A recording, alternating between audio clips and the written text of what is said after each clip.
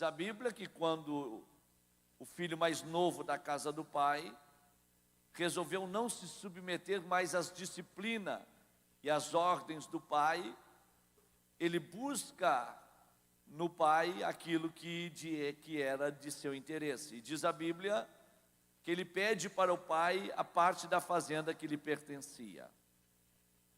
Quando nós observamos esse fato, me chama a atenção e vale a pena observar, que esse menino, quando chega para o pai pedindo a parte da fazenda que lhe pertence, ele ama mais a fazenda do que o dono da fazenda.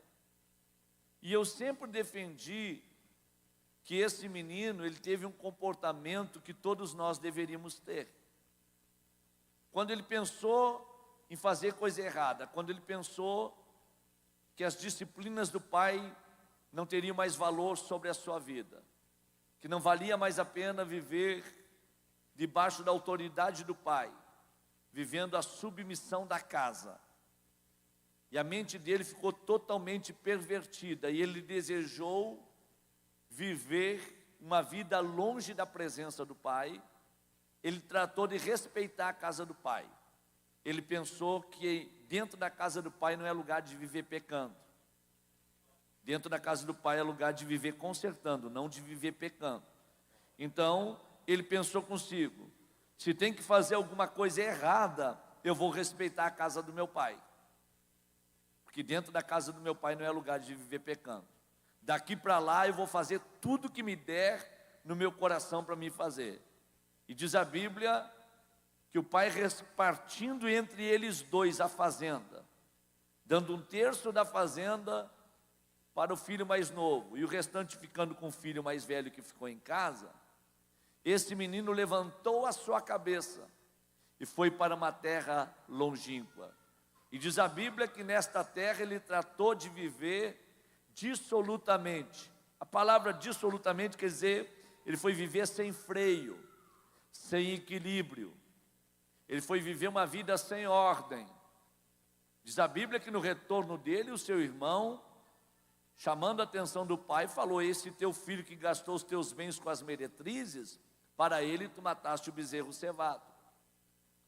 Porque ele foi para uma vida de orgia, longe da casa do pai. No coração dele, ele pensou consigo: eu vou viver um ambiente de felicidade.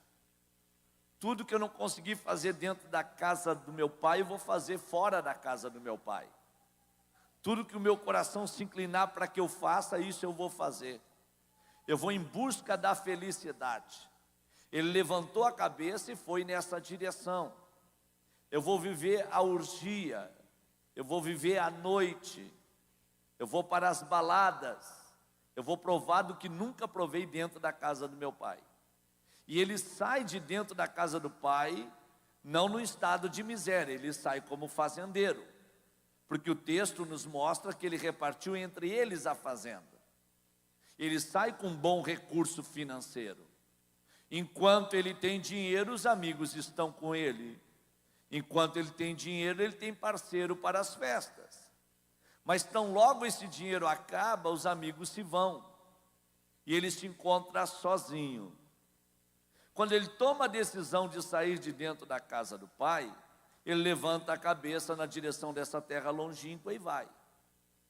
Eu quero entender que o pai fica de cabeça baixa.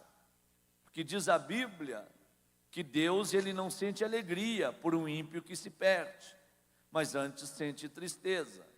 No coração daquele menino, eu estou indo para o caminho da felicidade. Agora eu vou viver, agora eu vou aproveitar. Agora realmente eu vou cumprir com todo o desejo do meu coração. Na mente dele, o seu caminho era um caminho de muitas alegrias. O caminho dele era um caminho de recompensas carnais.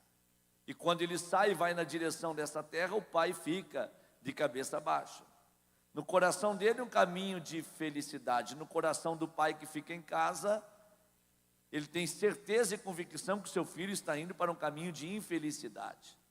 Ele acha que ele vai aproveitar a vida, mas no coração do pai, o pai tem consciência que ele vai perder a vida. Ele acha que vai encontrar alguma coisa melhor do que na casa do pai, mas no coração do pai, o pai sabe que não existe um outro ambiente tão bom quanto estar dentro da casa do seu pai.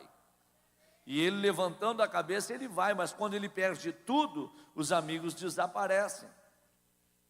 E quando ele pensa em voltar para a casa do seu pai, aparece um fazendeiro, que é um fazendeiro de porco, e convida ele a não retornar para a casa do seu pai, mas antes o incentiva para que ele venha tentar a vida na fazenda, cuidando dos porcos deste fazendeiro. E diz a Bíblia que ele aceita o convite, para lá ele vai. E vivendo um estado de miséria profunda, ele deseja comer das rações dos porcos. E a palavra de Deus nos mostra que ele, vivendo esse declínio espiritual, esse declínio financeiro, esse declínio emocional, ele lembra da casa do pai. E ele fala para si mesmo: levantar-me-ei e irei ter com meu pai, e dir-lhe-ei: pai, pequei contra o céu, e perante ti já não sou digno de ser chamado como teu filho, trata-me como um dos teus trabalhadores. Primeira palavra que ele fala é chegar diante do pai e dizer para o pai: eu pequei contra o céu. Quer dizer que ele vivia num céu que ele passou a saber que esse céu existia quando ele estava longe da casa do pai. Quando ele estava dentro da casa do pai, ele não conseguia contemplar a presença desse céu dentro da casa do pai. Quando ele sai da casa do pai, ele levanta a cabeça e vai, e o pai fica de cabeça baixa. Mas quando ele volta de cabeça baixa, mas o pai está de cabeça levantada, olhando na direção dele. Quando ele volta, ele pensa que ele não tem mais nada, que os recursos se findaram na mente dele. Mas na mente do pai, ele volta para receber de volta tudo aquilo que ele havia perdido. Na mente dele, ele é um fracassado. Na mente do pai, ele é um campeão. Na mente dele, ele perdeu tudo. Na mente do pai, ele vai ser encontrado. Na mente dele, ele não presta para mais nada. Na mente do pai, ele ainda continua sendo filho. Na mente dele, ele desperdiçou parte da sua vida fazendo o que não devia, envergonhando o pai. Na mente do pai, não existe a consideração do fracasso, mas existe uma festa que será feita. Na mente dele, ele pensa que a partir daquele momento ele não será mais tratado como filho. E ele quer se comparar como um dos trabalhadores da casa do pai. Mas na mente do pai ainda tem uma aliança que está guardada, ainda tem uma roupa que ainda está sendo preservada dentro do guarda-roupa. Existe uma sandália nova para colocar no pé do filho. Existe um bezerro que vai ser sacrificado e a festa vai começar. Na mente dele, ele acha que o pai não vai ter as mesmas considerações. Mas na mente do pai que está olhando ele vindo de cabeça baixa, o pai sai correndo ao seu encontro e o abraça. E depois de o abraçar, o beija. E trazendo ele para dentro da fazenda, chama os seus funcionários e manda matar o bezerro cevado, e começa uma grande festa. E o pai declara: o meu filho estava morto e reviveu, estava perdido e foi achado. Eu fico pensando que aquele pai tratou de celebrar a vida do filho, depois de tudo que ele fez longe da casa do pai. Só que ao observar a alegria desse pai, essa alegria contagiante que tomou conta da fazenda, ela não se estendeu para o coração do irmão desse menino, que estava como proprietário da atual fazenda. E diz a Bíblia que ele, vindo do campo e sabendo que uma festa havia se iniciado, ele não quis fazer parte desta festa. E ele chama um dos funcionários da casa do seu pai e pergunta: o que aconteceu? E um dos funcionários fala para ele: o teu irmão, que estava perdido, foi achado, que estava morto e reviveu, acaba de chegar, e o teu pai mandou matar o bezerro cevado e a festa começou. A festa tem hora para começar, mas não tem hora para terminar. Estamos em festa, porque o teu irmão estava perdido, teu irmão estava morto e reviveu, e ele recebe essa notícia não com alegria no seu coração, mas com tristeza. E diz a Bíblia que ele não quer entrar na festa. E não querendo entrar na festa, o pai saiu da festa e foi lá fora para conversar com ele. E quando o pai está conversando com ele, ele manifesta o seu desconforto falando para o pai. E dizendo o seguinte: eu sempre estive do seu lado. Eu sempre fui submisso às suas ordens. Ele foi embora, mas eu fiquei. Só que para mim tu não me deste um cabrito para me comer com os meus amigos, mas para ele tu mataste o bezerro cevado. Aí o pai chama a atenção dele dizendo: meu filho, tu sempre estás comigo e todas as minhas coisas são tuas. O pai estava declarando para ele: olha aqui, eu quero te deixar bem claro que esta fazenda não é mais minha. Esta fazenda é tua.